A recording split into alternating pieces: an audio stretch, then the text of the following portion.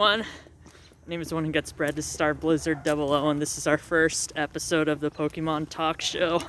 Sorry we're a little bit late, but we're gonna try and do the discussion about competitive Pokemon like you guys wanted. Sorry about the camera. We're also going on a walk while we're doing this, so we're just not standing in the middle of nowhere. Yeah. This is starblizzard00. Please go follow his channel as well. And yeah, so the topic that was chosen was competitive Pokemon. So personally, me and Steve-O, we've been building all these competitive sets for Pokemon you usually wouldn't use in competitive, such as a set involving a Tropius, a set involving a set involving I've been building Kecleon set. Then you've been building which other ones? Let's see. I think I got plans on building maybe a carving one. Oh, nice. Yeah, it's just Pokemon you usually won't see in OU. Or actually, you would see Carvink in some of those upper tiers and Smogon. See, there's actually, I thought I saw once a competitive team, and I'm trying to recreate it. There's a competitive team using a Carvink and a Shedinja. Oh. If you don't know, sturdy. That one broken ability. You just skill swapped it on the. Oh wait, but I don't think Wonder Guard, I don't think you could get rid of Wonder Guard. I need to check in that might be interesting if you can, Yeah. You give it a focus sash, you get one free. But it won't even matter, because guess what? You're always at 1 HP. Yeah, that's true. You give it a focus sash, though, you could survive. If you give it, you can't use substitute, but if you give it a focus sash, and then you give it a,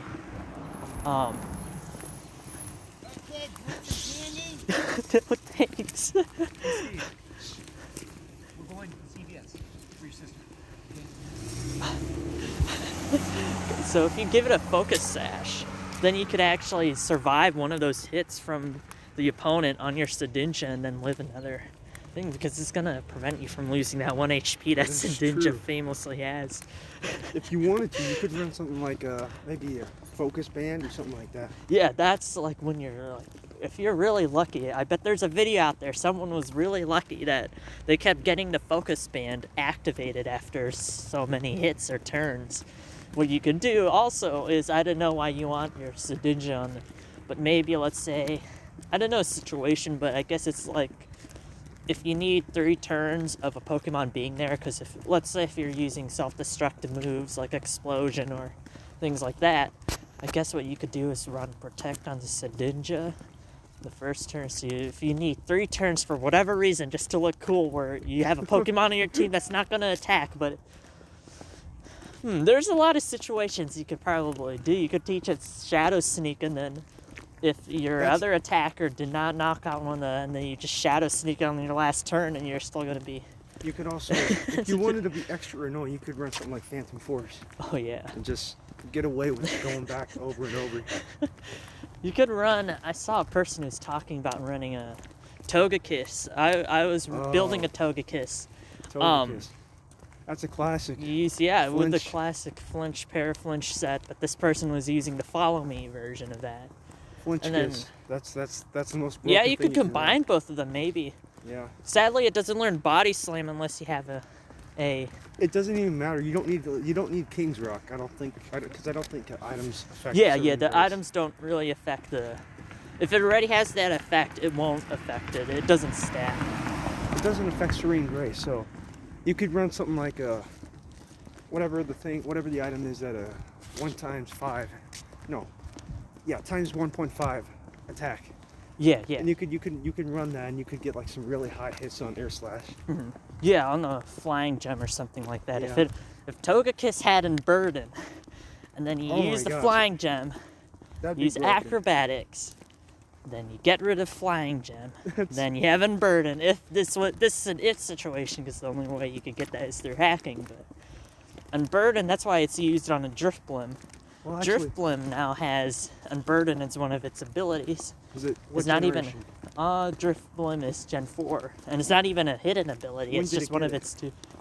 It just always had it. Oh, it's always had it. Yeah, it's not. Its hidden ability is Flare Boost, which isn't very good. I don't see many people using it because you need to burn your.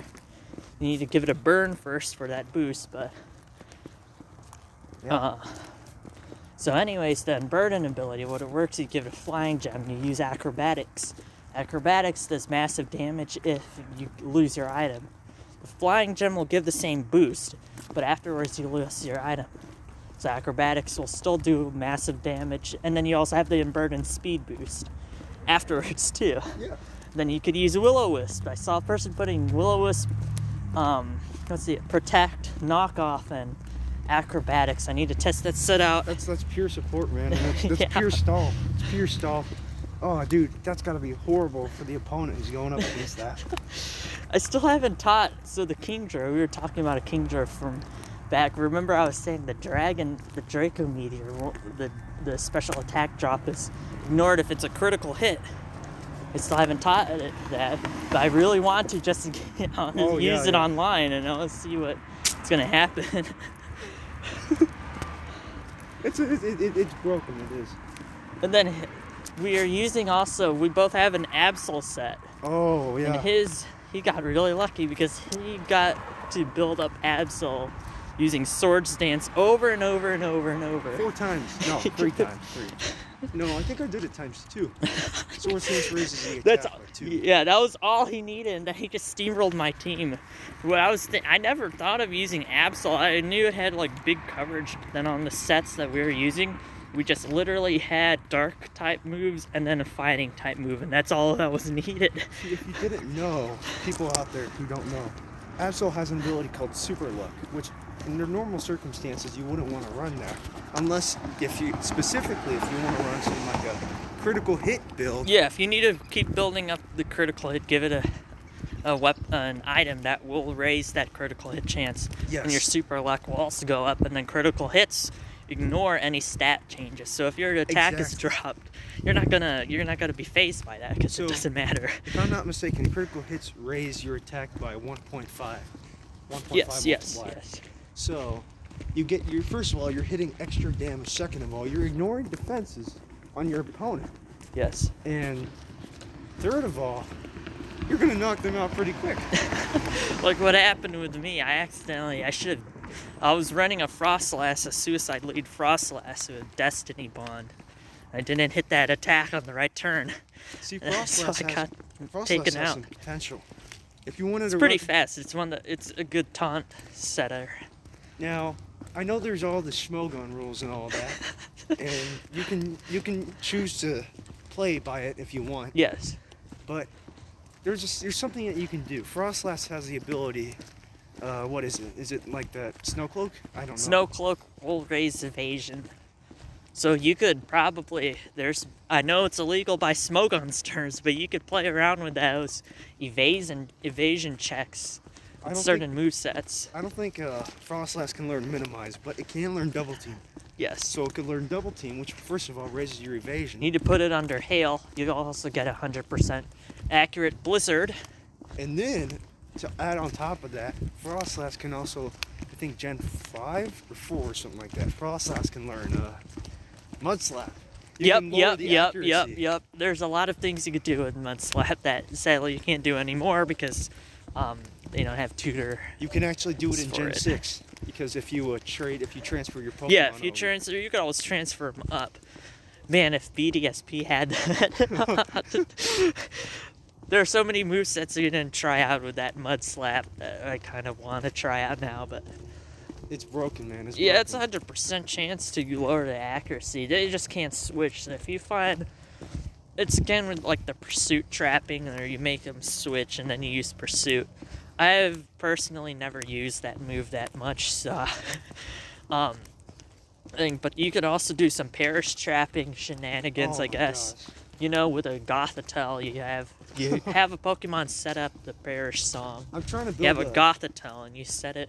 You need a Gothitelle with the hidden ability Shadow Tag, so you can't escape. Now, Gothitelle actually learns a lot of moves that lower multiple stats by multiple levels or 2 stats at once, such as Fake Tears, and you could also put on Paralysis with Thunder Wave to really mess up the opponent.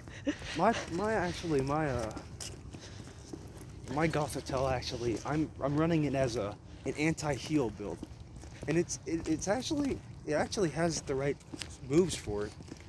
What does I forgot? What does the move embargo do? Embargo prevents the usage of items. So, basically, I'm running it so that it's an anti-citrus berry build. You can run it so that You just need heal block. You could put that embargo. You could replace it with a different move. that is true, and it'd have a better effect. I think it learns heal block. Can't remember off the top of my head, but But I'm trying to give some moves that seem kind of useless some credit. See, yeah, I bet someone is able to. You're able to like turn any of those moves into something good. You just need to find the right situation. See, there's an what is it? Helioptile. There's a Helioptile build. I think uses Heliolisk. Yeah, Heliolisk.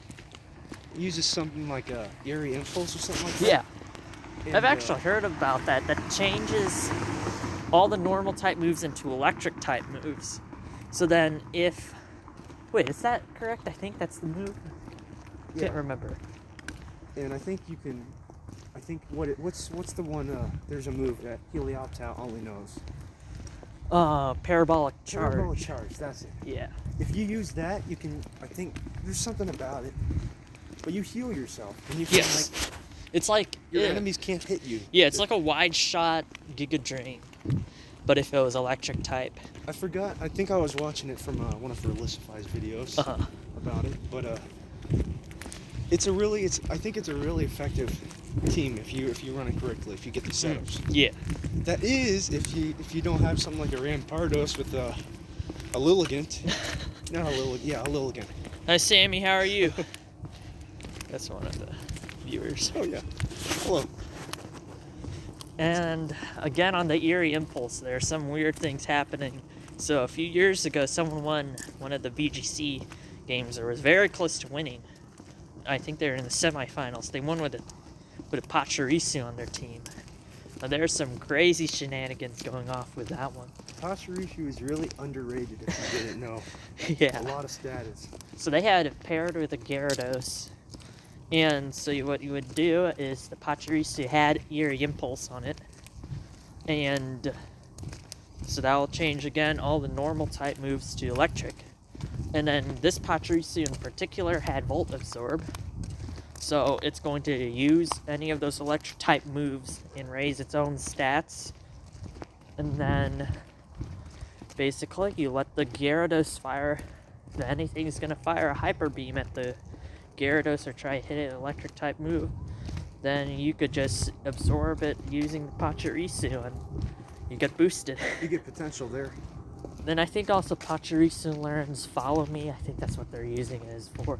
Oh, There- follow me, whenever grab you the have like attention. Rage, whenever you have like Rage Powder or Follow Me, any of those ones that will move any of the targeting moves to the other to itself, so you could just build up your other Pokemon without any worry. Those are good ones in the competitive field.